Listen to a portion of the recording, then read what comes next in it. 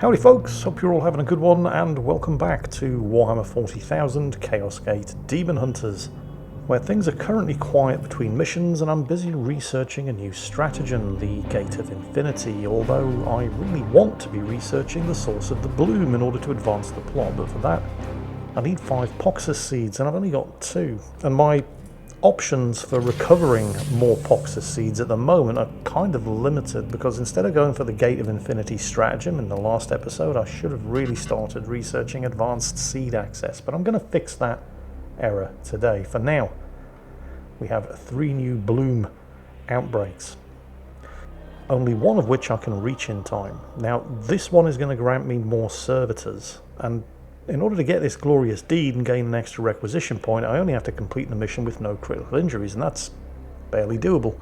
Problem is I don't exactly need servitors at the moment. This one is going to reward me with 2 grimoires, and for every one of those that I have, my research goes 20% faster. Unfortunately, for the glorious deed and 3 bonus requisition points, I have to complete the mission without using any willpower, and there is no chance of that happening. The final mission is only going to reward me a bonus requisition point, and the glorious deed, kill 4 enemies with grenades, is completely doable, but 1 requisition point really hardly seems worth the effort. So because the ship's only fast enough to deal with one of these missions at a time, I'm going to go for the one that awards 2 grimoires for a 40% boost to research speed, because I really need it.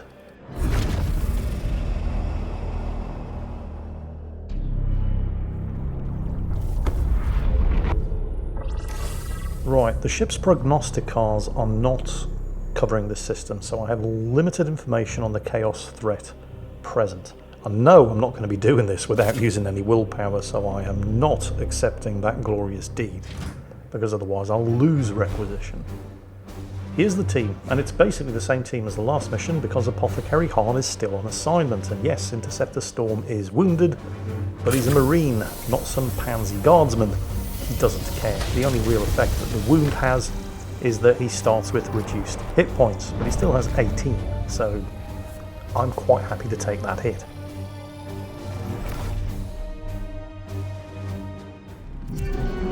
Why is it we detect these seeds so often in the ruins of our great ecclesiarchy? It is the Plague Lord mocking us, Purifier. He mocks the edifice of our Imperium. This bloom is only one of countless jibes. We will undo every one of his jests, brothers. The seeds lay ahead. Extract or destroy them.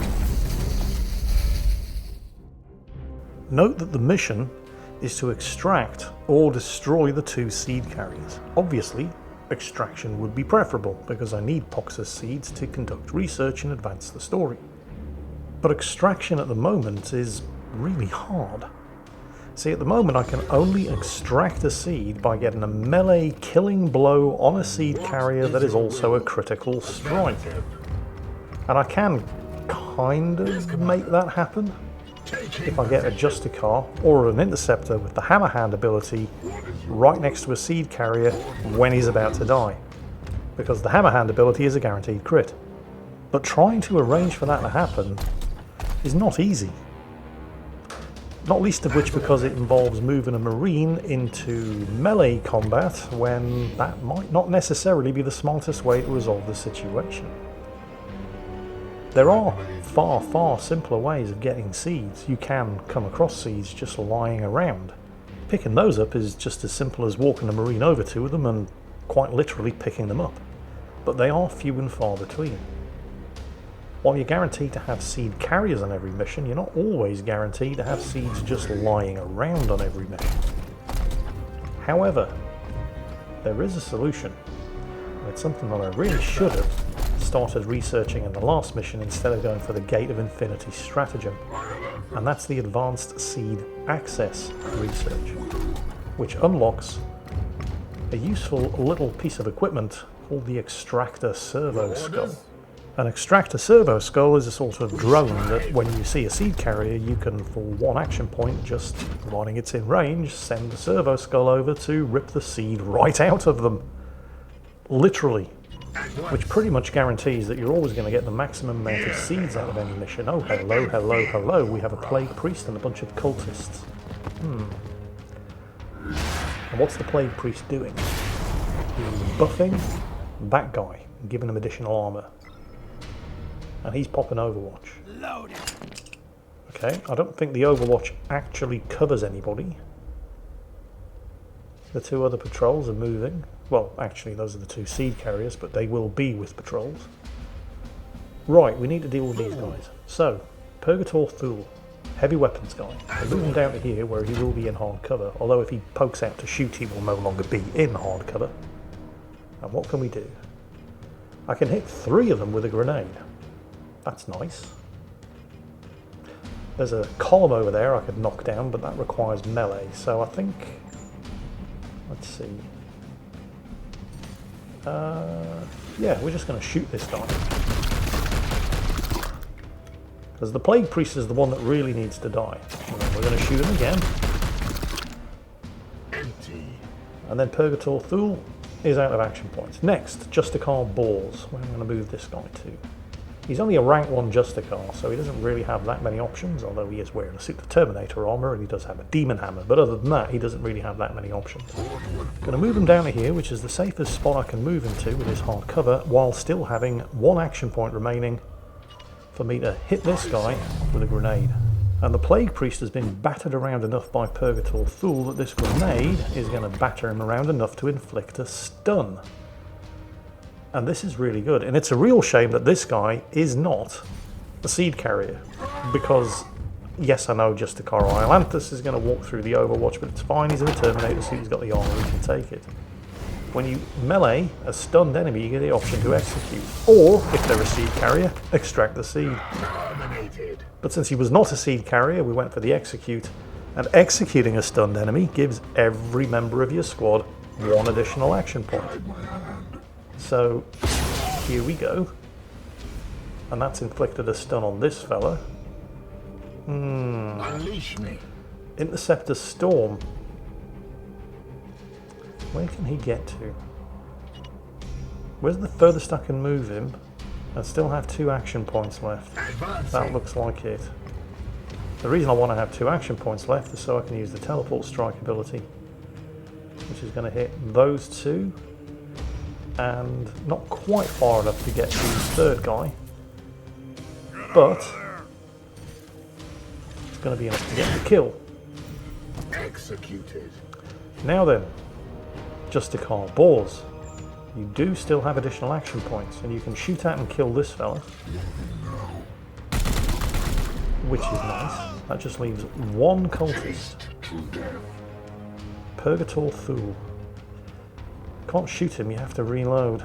And he only has 1 action point left. In fact, he's my last Marine with an action point. But what he does have is lots and lots and lots of frag grenades, and that will guarantee a kill, so why the hell not?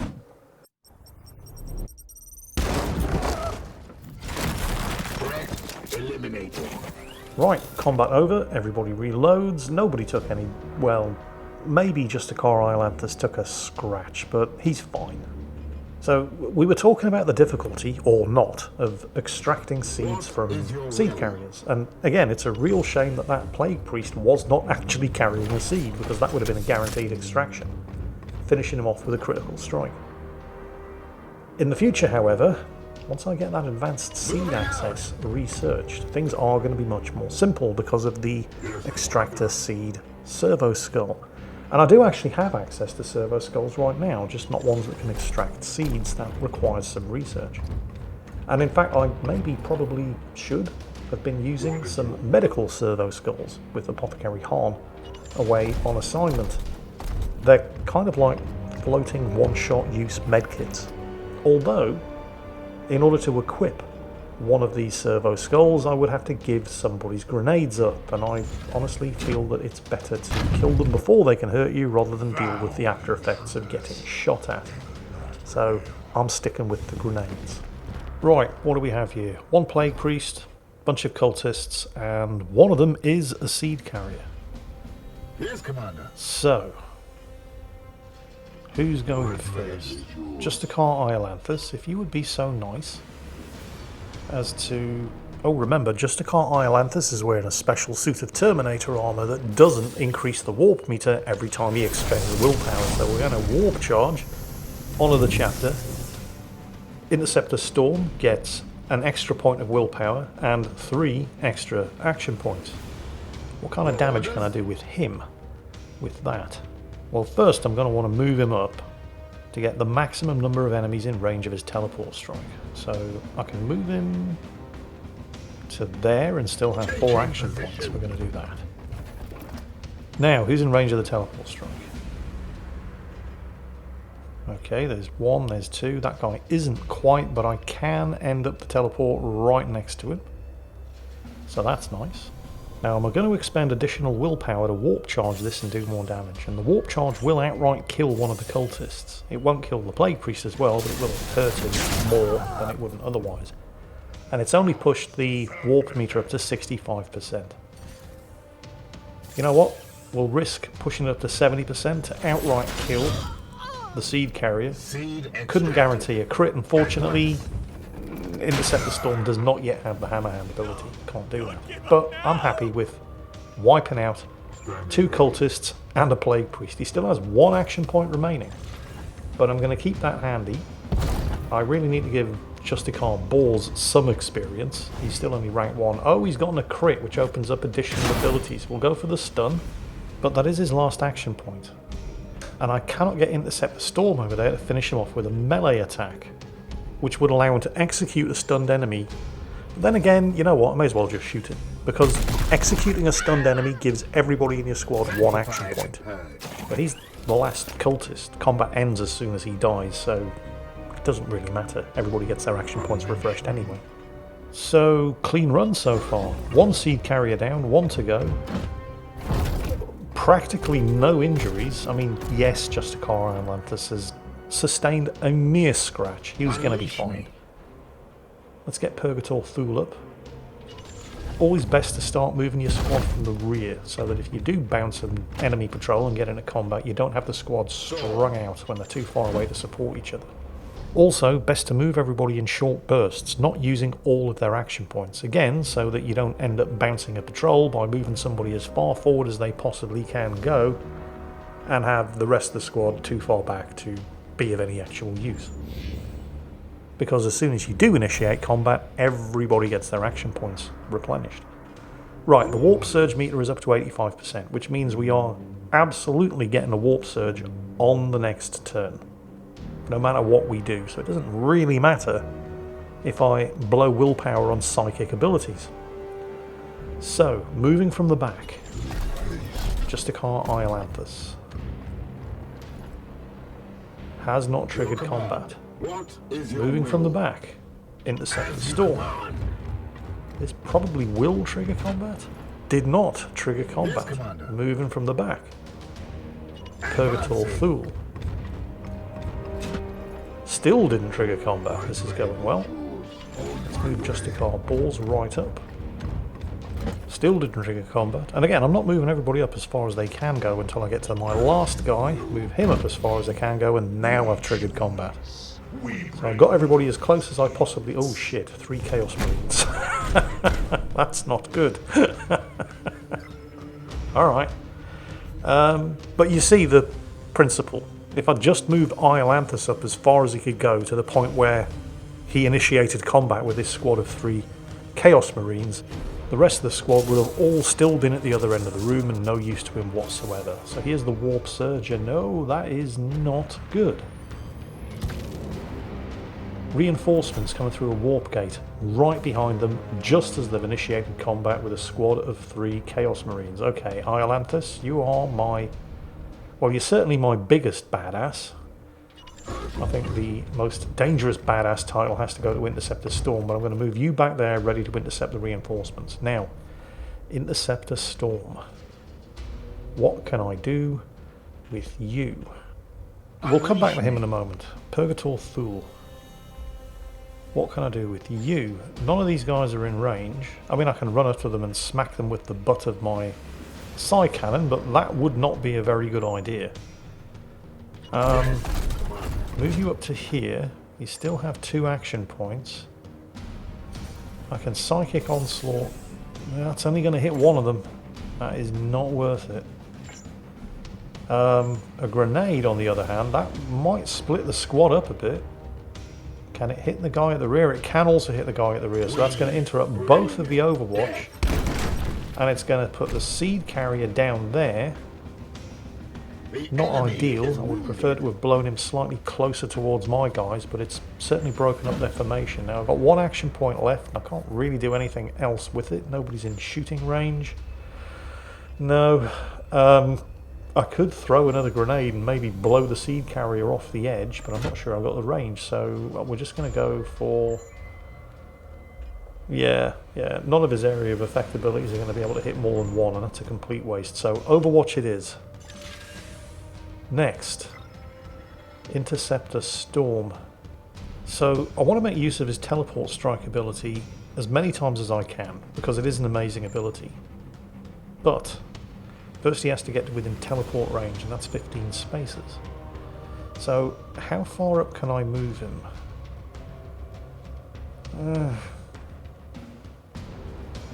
You see, if I move him so he's in range of all of them, he's only going to have one action point left, which means if he doesn't kill them with the teleport strike ability, and he probably won't, he's going to be exposed. Oh, hang on a minute. I've got the Quicksilver stratagem. There we go. The sort of ghetto version of Honor the Chapter. An extra 2 action points. Right, now we're talking. So, this changes things. Now, he has 5 action points. So I can move to... How far up can I move him and still have 4? There. Alright, that's within teleport range of the seed carrier. Teleport strike. And none of the others are within range, but that's alright. I'm going to warp charge it because we've just had the warp surge. So we're not going to hit 100% anytime soon. The teleport strike moves me behind him and does damage.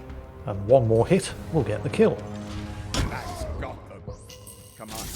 I recommend you fortify until you can be extracted. We have some unpleasant company incoming. Okay, couple of things. Sadly, I wasn't able to extract the seed because Interceptor Storm does not yet have any means of inflicting a guaranteed crit on a melee kill. So we just killed the seed carrier. I'm going to get a grenade out there to break these guys up. Split them apart. Make that first guy an easier kill. Secondly, I forgot what was going to happen when I killed the second seed carrier, because that triggers the end of the mission. Which also triggers reinforcements, which is bad. But, and while it was an error this time, and I didn't take it into account of the kill there for Interceptor Storm, sometimes you don't always have the luxury of being able to choose in which order you kill the bad guys. I've had situations in the past, before I learned better, that chasing the most dangerous enemy to the other end of the map in order to kill them first just meant that I left a whole bunch of his friends behind me, which ended up being more dangerous. So, I've moved Justicar Balls up and triggered his Aegis shield, hoping that he would be the one closest to the Chaos Marine and therefore the one to take the shots. And he was. Next, the first Chaos Gate opens right next to Justicar Iolanthus. It's a reaction attack off against the Plague Priest, but it doesn't kill him. And the second Warp Gate opens, and we've got 1 Chaos Marine and 1 Cultist. So again, not good, but could have been a lot worse. The Bloom Rises, 45%, entirely manageable. Now these guys are both covered by Overwatch, but Interceptor Storm can teleport, and that does not trigger Overwatch, which means this Chaos Marine is about to have a really, really bad day. I'm not going to use the Force Strike. I can't use the Force Strike, he's out of willpower. Oh no. So he doesn't kill him, but he does stun him. And Justicar Balls is definitely in melee range. Again, cannot guarantee a crit here, but I don't need to because he's stunned, so I can just execute him. And this will give everybody 1 action point. So that was nice. Also, an extra point of willpower for Justicar Balls. So what can I do with him? Well, what I don't want to do is trigger that last remaining patrol, so we'll move him over here where they will not see him. And I'm going to need to move Purgator Thule out because I don't want that patrol to move over here and see him either. So where can I move him to? where he'll still have 2 action points remaining. That will do. Now, who's in shooting range? That guy in the middle. Prime target for a psychic onslaught. So let's do that. That's nailed the 2 cultists, and it's almost killed the Plague Priest. Unfortunately, he does now have to reload. And he is now out of action points, but Justicar Iolanthus is easily going to be able to finish the Plague Priest off. So that's dealt with 1 reinforcement wave, but over here we still have 1 cultist and 1 Plague Marine. I wonder if I can blow the Plague Marine over the edge into the abyss with this grenade. Let's find out. The votes are in, and the judges say yes. And that just leaves 1 cultist. Who is out of shooting range, unfortunately. I only have... Well, I've got 2 action points, but this patrol worries me. If they come this way, they're still probably going to see Purgator Fool, and I'm not too worried about that cultist over there shooting Justicar Iolanthus in the back.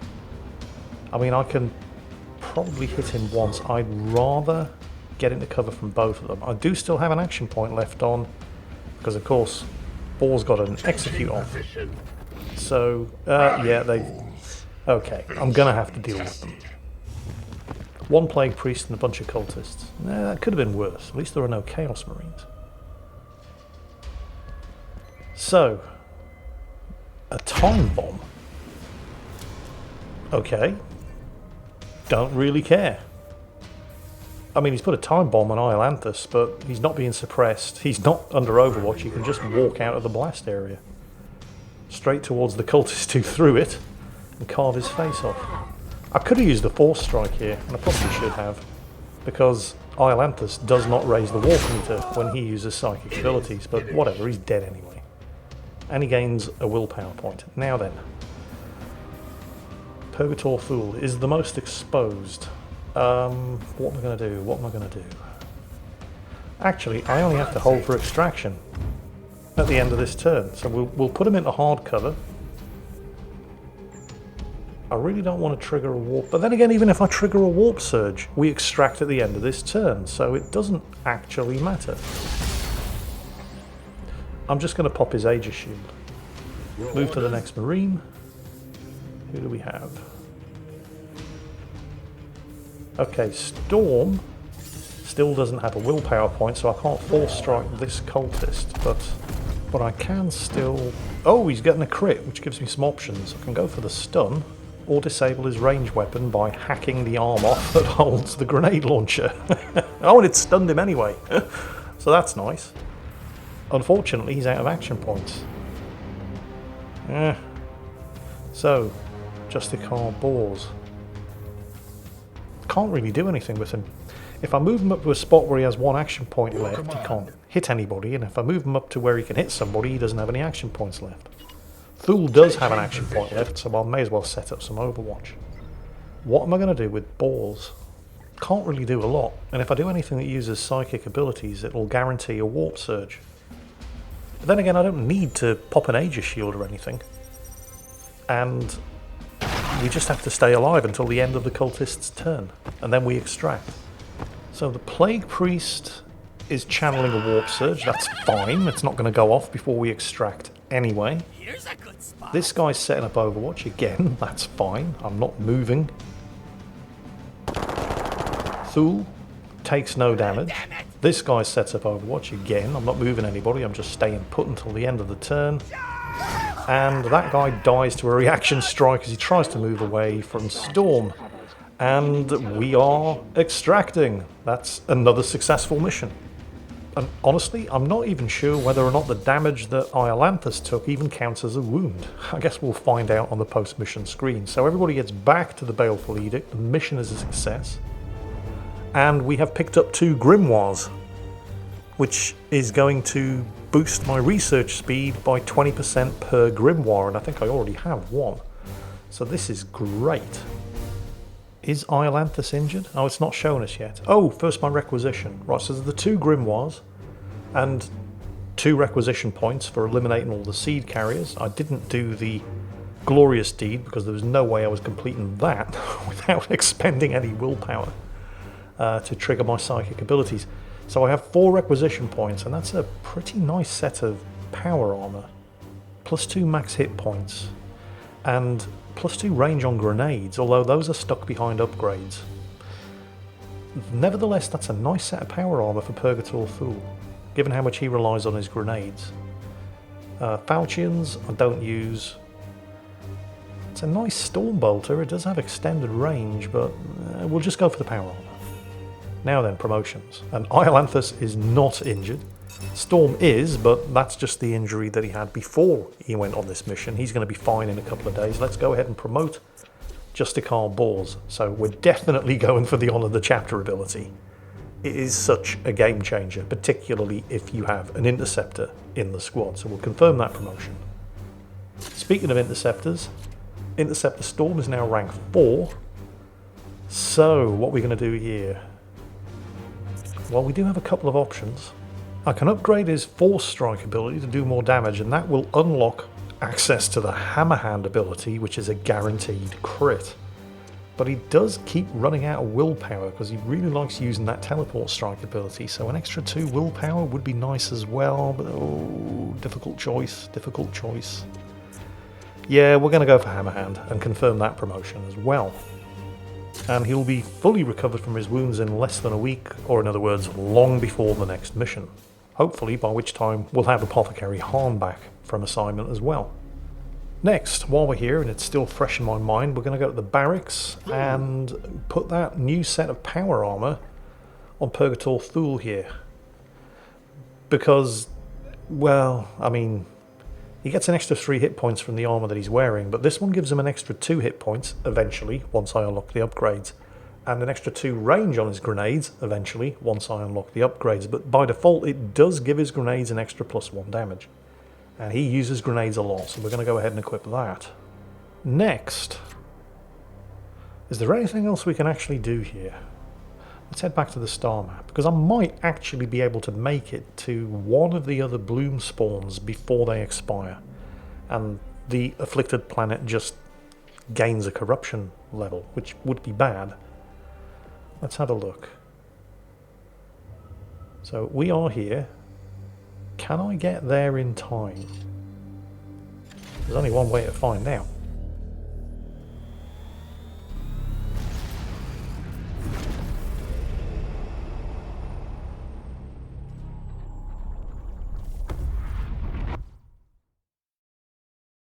So, we're on the way, and it is going to be tight.